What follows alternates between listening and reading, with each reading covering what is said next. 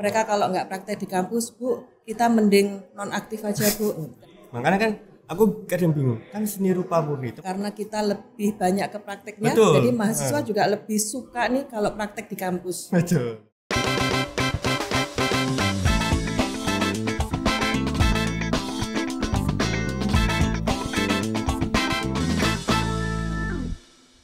Kece Radio, your easy listening station. Welcome back with your boy Tama di Bincang Unesa. Masih di Fakultas Bahasa dan Seni nih. Kali ini kita akan ngobrol-ngobrol langsung. Nah, udah ada kata seni, kita bakal ngobrol langsung sama Prodi S1 Seni Rupa Murni.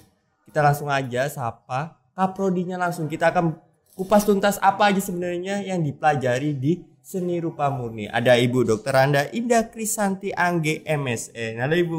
Halo, Santi. Ya. Selamat pagi, Nak. Pagi. Gimana Ibu? Selama pandemi, kurang lebih hampir 2 tahun lebih Ibu.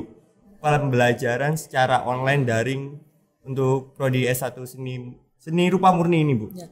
Kalau S1 Seni Rupa Murni ya, karena kita lebih banyak ke prakteknya, Betul. jadi mahasiswa juga lebih suka nih kalau praktek di kampus. Betul. Mereka kalau nggak praktek di kampus, Bu, kita mending nonaktif aja, Bu. Tapi meskipun tidak penuh ya, jadi beberapa kali pertemuan ada yang dilakukan secara daring, adapun ada yang beberapa kali pertemuan secara luring.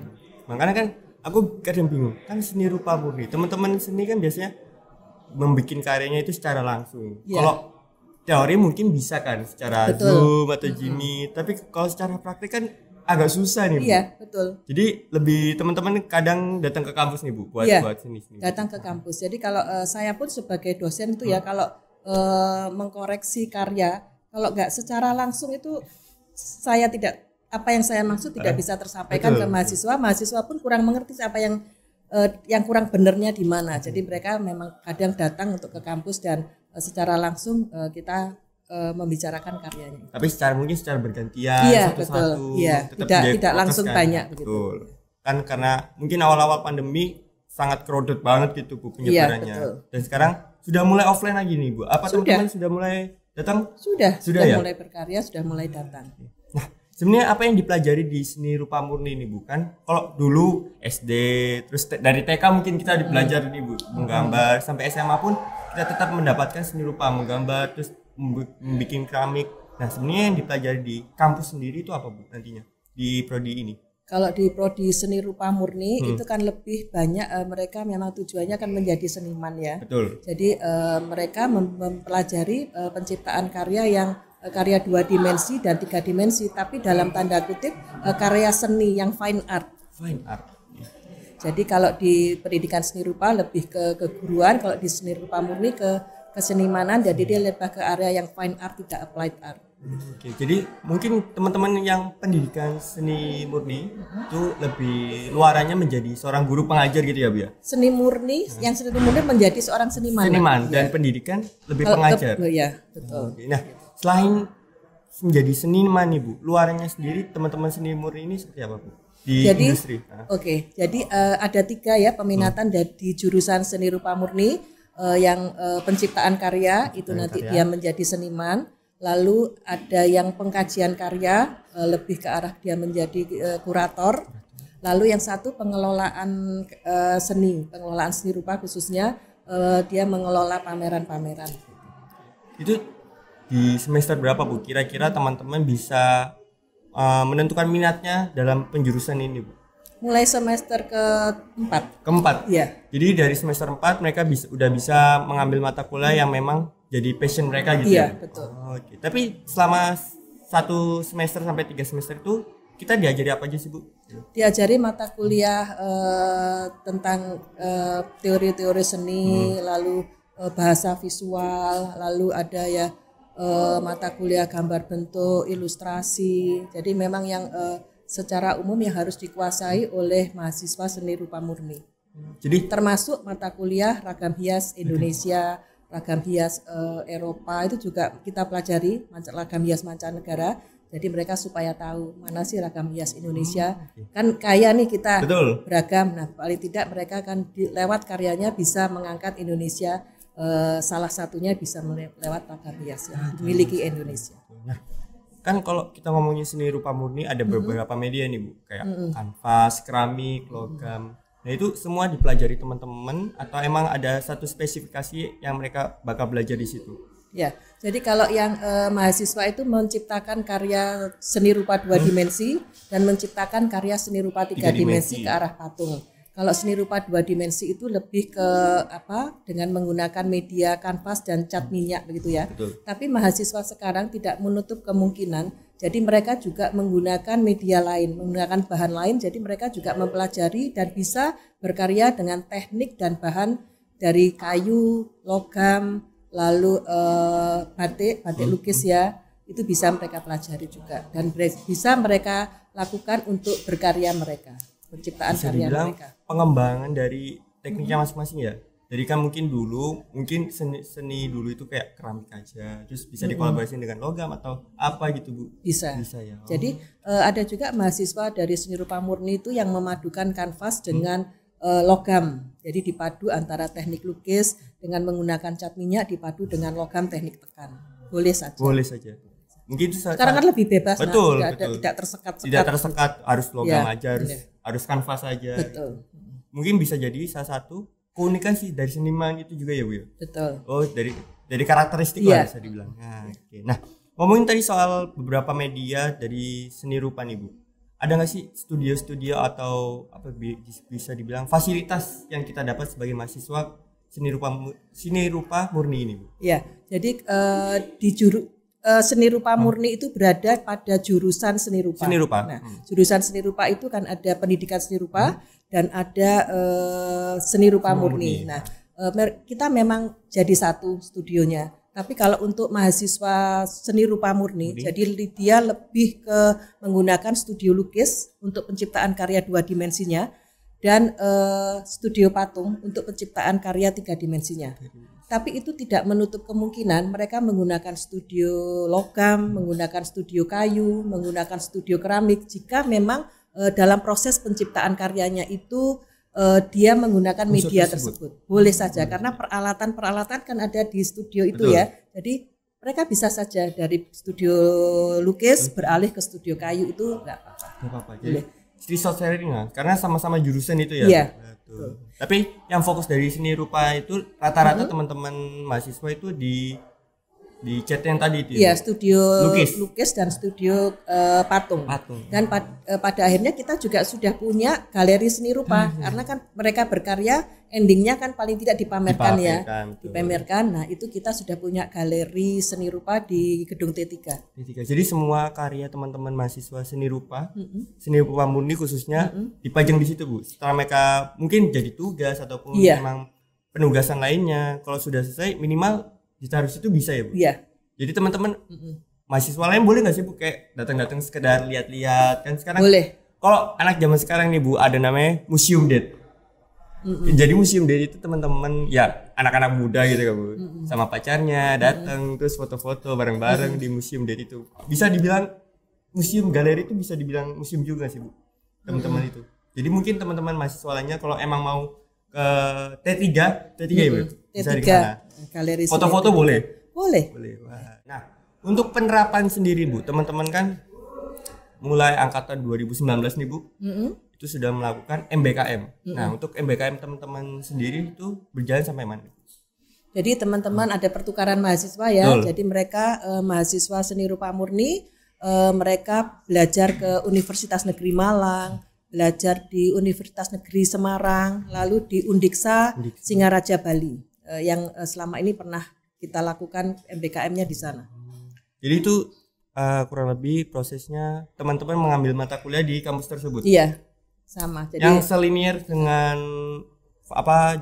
matkul yang diambil atau gimana Bu? Sama. Mata kuliah yang sama. Mata kuliah yang sama. Berarti nanti bisa dikonversi dong Bu di sini. Iya, jadi memang mata kuliah yang sama. Jadi benar-benar sesuai dengan apa yang memang dipelajari. Oke. Jadi itu diarahkan atau memang ada kemauan sendiri Bu dari mahasiswa? Diarahkan. Karena itu kerjasama jurusan dengan perguruan tinggi tersebut. Jadi nanti mungkin teman-teman yang emang kan orang dibilang seni itu tidak ada batasan kan Bu. Mungkin dia mau belajar di tempat lain ataupun mengetahui sebenarnya seni rupa di tempat lain itu seperti apa belajarnya? Bisa lewat media ini ya Bu, Iya. pertukaran ini. Iya. Oh, oke. Nah, ngomongin soal mahasiswa belajar nih Bu. Sebenarnya relasi dari teman-teman seni rupa musik, seni rupa murni itu tadi itu kayak PLP, kan istilahnya magang ya Bu. Kalau di pendidikan seni rupa kan PLP itu PLP, ya. Kalau di seni rupa murni kan ke arah ke menjadi seniman ya. Jadi dia PKL. Magang nyantrik ke seniman ini ya. Ke seniman yang memang secara teknis maupun gaya lukisannya itu yang diinginkan atau mendukung kekaryaan mahasiswa tersebut. Sesuai sama karakteristik mahasiswanya sendiri. Betul. Ya. Jadi itu umpamanya mahasiswa yang kekaryaannya, penciptaan karyanya itu ke arah lukisan yang surrealis. Ya, dia jadi PKL-nya di tempat seniman dengan gaya lukisan yang realis, dengan surrealis juga. Jadi supaya akan mendukung kekaryaannya nanti. Dia melihat konsep karya, melihat secara teknis bagaimana membuat karya surrealis oleh seniman yang dipanutinya, seniman yang menjadi ketertarikannya dia di karya seninya tersebut. Berarti kurang lebih teman-teman yang PKL ya Bu, sebutnya PKL itu mereka bakal bisa dibilang kerjasama dengan gandol lah, keseniman yang memang sesuai passion mereka gitu, dengan art yang mereka suka gitu ya. Oh seperti itu, siap. Jadi nanti buat teman-teman yang emang masuk ke seni rupa murni, gak usah bingung lagi kalau kalian mau jadi luaran seperti apa, bisa jadi seniman murni tadi itu. Terus ada kurator. Terus memang kalau memang kalian punya passion di public speaker, terus ataupun suka berhubungan dengan orang, yang bisa tadi manajemen galeri tadi itu. Pengelolaan seni rupa. Baik. Nah, kalau ini Bu, kalau teman-teman kece people yang ada di rumah kalau mau tahu nih Bu, mau cari tahu seperti apa informasi dari seni rupa murni tadi, bisa di mana Bu? Instagram atau sosial media lainnya gitu. Jadi kalau di Instagram kita ada di Instagramnya HMJ Seni Rupa. Kan memang dalam berkegiatan prodi seni rupa murni sama prodi pendidikan seni rupa mahasiswanya itu bersatu. Ya, jadi ada di HMJ Instagram HMJ Seni Rupa.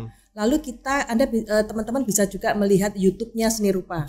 Nah, di YouTube-nya Seni Rupa itu ada perkuliahan tamu dengan dosen-dosen tamu juga ada di situ. Lalu juga jurusan seni rupa punya program acara khusus yang disebut klinik seni dan neuroscience. Nah, ini tadi kita udah ngomong di belakang kamera nih Bu, tentang klinik seni dan neuroscience. Ya.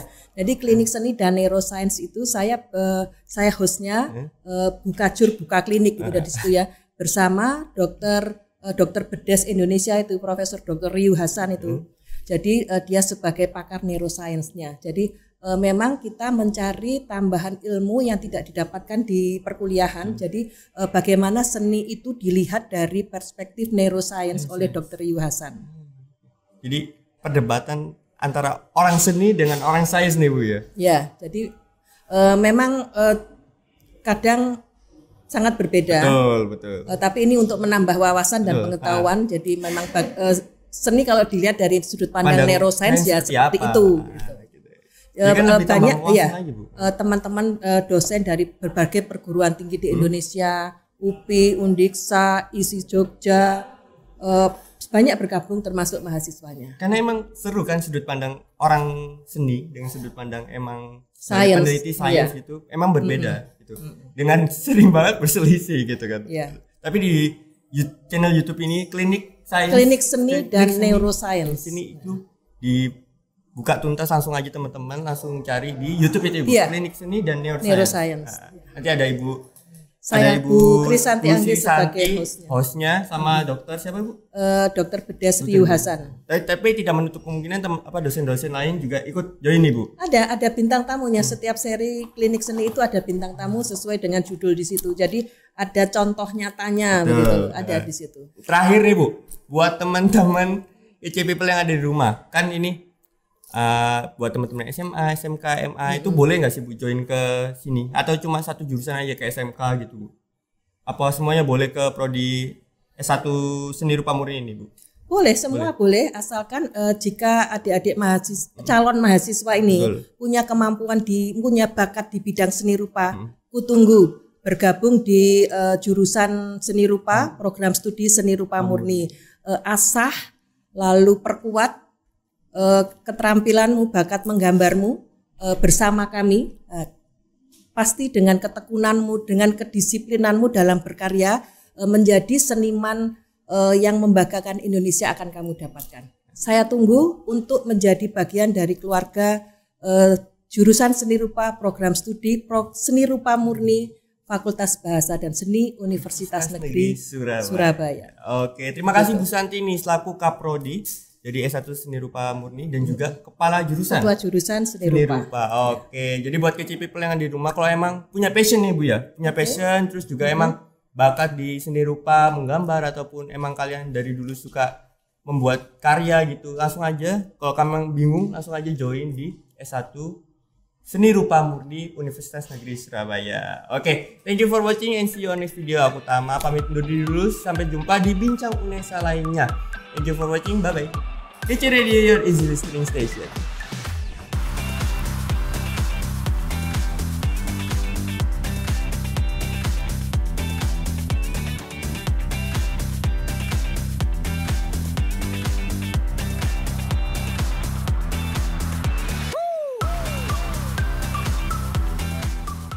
KC Radio.